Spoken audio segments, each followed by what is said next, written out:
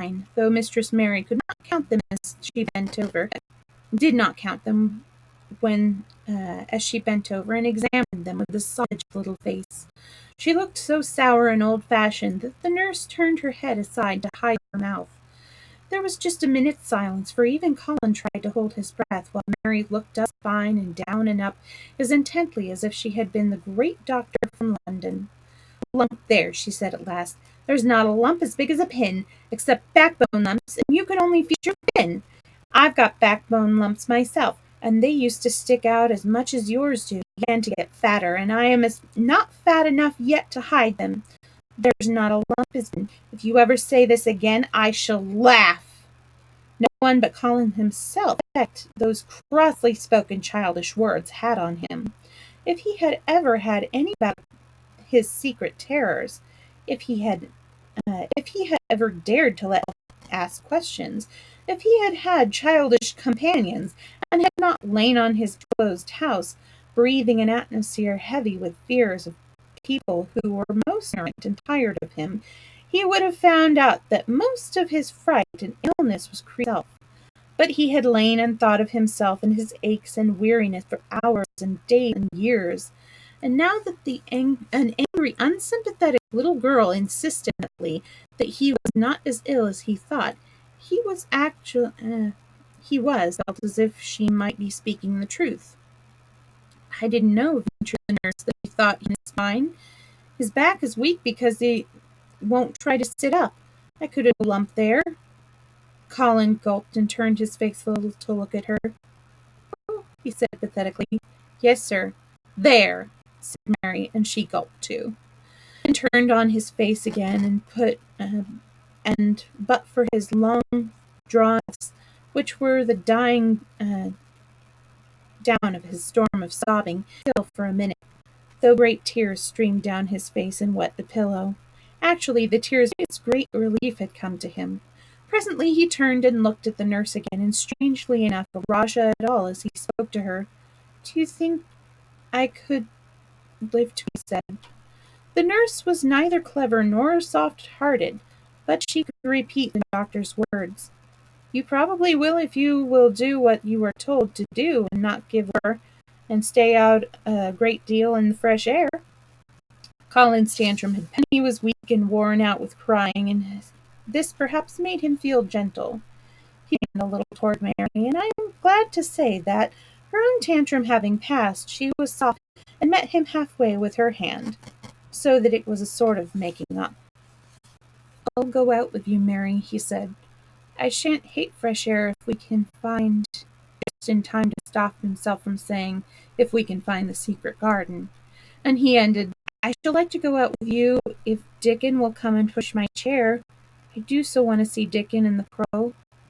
The nursery made the tumbled bed and shook and straightened the pillows, then on a cup of beef tea, and gave a cup to Mary, who really was very glad to get it after her. Mrs. Medlock and Martha gladly slipped away, and after everything was neat and calm, and in looked as if she would very gladly slip away also. She was a healthy young woman, at being robbed of her sleep, and she yawned quite openly as she looked at Mary, who had pushed a footstool close to the four-poster bed, and was holding Colin's hand. "You must get your sleep out," she said. "He'll drop off after a while, if he's no upset. Then I'll lie down myself in the next room.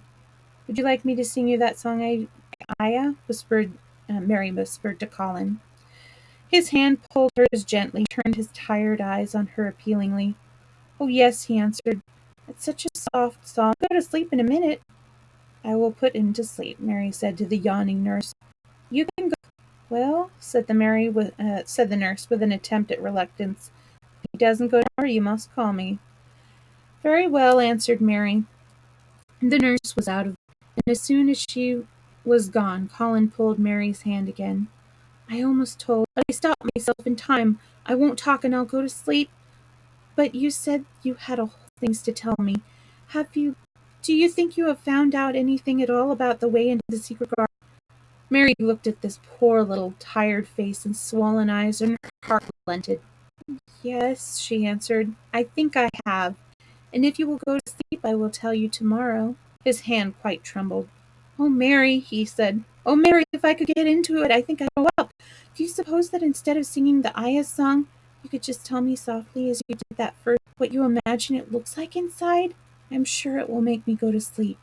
"Yes," answered Mary's. He closed his eyes and lay quite still, and she held his speak very slowly in a very low voice. "I think it has been left so long that it has grown into its lovely tangle. I think the roses have climbed until they hang from the branches and walls and creep over the ground, almost in gray mist. Some of them have died, but many are alive, and when the summer comes there will be curtains and fountains of roses. I think the ground is full of daffodils and lilies and irises working their way out of the dark. Now the spring has begun. Perhaps the soft drone of her voice was making him stiller and stiller. He saw it and went on. Perhaps they are coming up through a grass. Perhaps there are crocuses and gold ones, even now. Perhaps the leaves are beginning to break out, and perhaps the gray is changing, and a green gauze veil is creeping and creeping over everything. And the birds are coming to look at it almost as is because it's so safe and still, and perhaps, very softly and slowly indeed, the robin has found a mate and is building a nest." And Colin was asleep. So it's 4 o'clock. We've read chapter. That's perfect timing. So tomorrow, 2 to 4, Secret Garden. We may go a little over, just because I don't want to middle of a stream or have a short stream or anything like that. Anyways, I did get my new computer ordered again, so hopefully we won't have dropped streams or roughiness, anything like that. Anyways,